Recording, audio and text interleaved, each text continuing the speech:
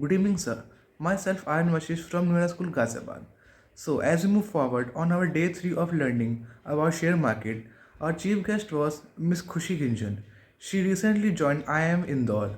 In the beginning of the session, she told us about her journey, how she got into IIM, and the environment there.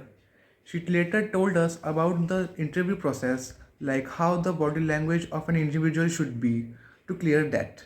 Later, she gave us a little tour of her room. Then, you started teaching us about the technical analysis. First, you told us about DMA, which is daily moving average. It shows the average price of an asset. You also told us how to determine the DMA of a company, such as 5 DMA tells us about a week average price, 20 DMA tells us monthly average price, 50 DMA 12 tells us about quarterly average price, 100 DMA tells us about half yearly price, and 200 DMA tells us about the annual average price. Then you talked about the role of DMA in analyzing a company for investment. Then you taught us about RSI, which tells us the market is oversold or overbought.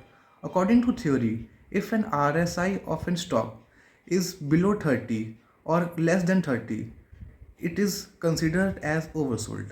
Whereas if it's near 70 or above 70, it is considered as overbought, which means if it's oversold, the price may go up, and if it is overbought, the price may go down. Then you told us about a new website which is tradingview.com, which helps us determine the DMA of various stock companies. In that, you told us about the candlestick representation of the data. Our basic purpose of today's class was to determine the average price of the company for value buy. The session was wonderful and I learned a lot about the stock market, and I'm eagerly waiting for the next day and learn more about stock market with you. Thank you so much.